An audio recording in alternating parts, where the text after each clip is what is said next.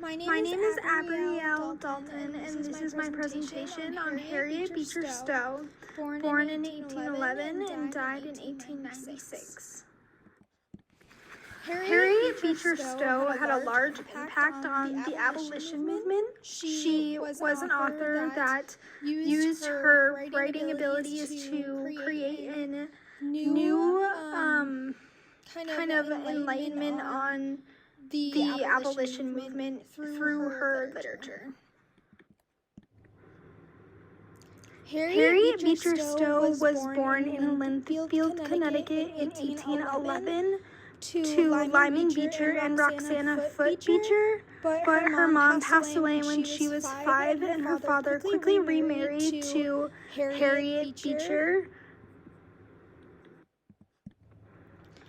Out of the 13 children, Harriet was only close to her brother Henry, her sister Catherine, and her sister Isabella. Many of the Beecher children had important roles in social injustice movements, such as the women's suffrage movement and the abolition movement. Harriet started her education at Sarah Pierce Academy, which was one of the first girls' schools in the country to encourage girls to study academics. But when her sisters, Mary and Catherine, opened the Hartford Women's Seminary, she became a student and eventually teacher there as well. In 1832, Harriet and her siblings and her father, her whole family moved to Cincinnati, where her father started a job as a minister of the Lane Theology Seminary, and there she met her husband, Professor Calvin Stowe. Harriet and Calvin got married in 1836 and quickly started a family together. Their daughters were born that same year. Calvin was a theology professor at the Lane Seminary that her father worked at, and she described him as rich in Greek and Hebrew, Latin and Arabic, and alas, rich in nothing else. Calvin and Harriet had 7 children together, but only 3 of them outlived them. This was Hattie and Eliza, who were born the same year that the Stowes got married, and Charlie, who was born a few years younger. I think he was the youngest.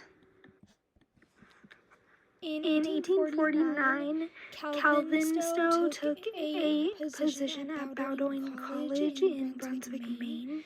So the whole family moved from Cincinnati to Brunswick, and they then moved back to Massachusetts into Andover.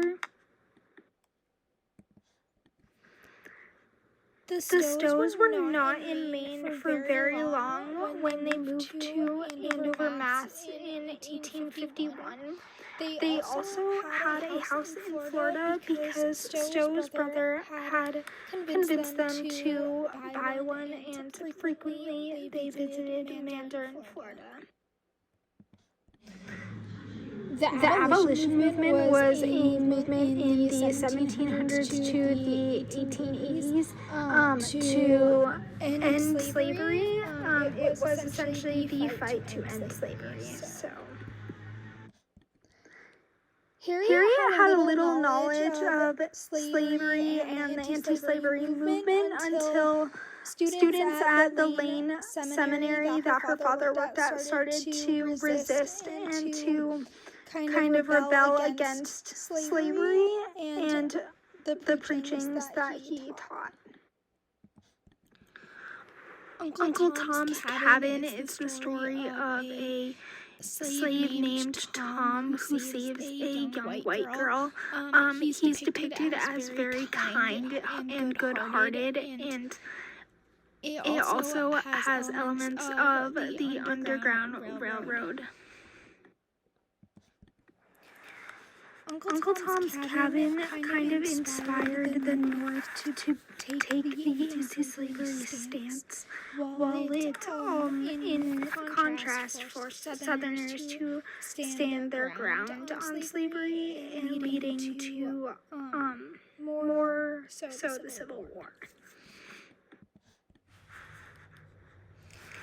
Harriet wrote Uncle Tom's Cabin when she was about 40. She wrote it as she related with oppressed mothers who had to sell their children or had to see their children sold when she lost her child Samuel.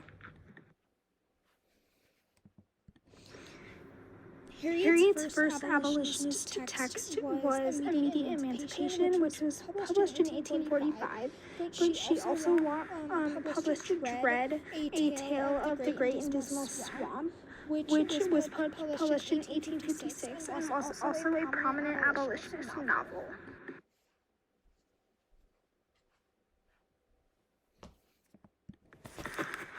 Harriet had over 30 books and essays and short stories published over her life, including Palmetto Leaves, which was written about the time that Harriet spent in Florida, which she spent a good amount of time as they had a second home there.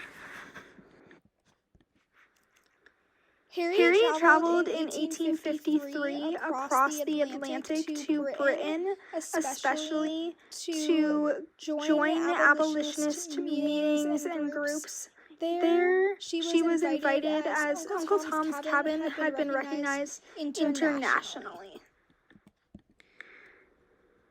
Harriet's later years of life brought her a lot of sadness and despair, as only 3 of her children outlived her.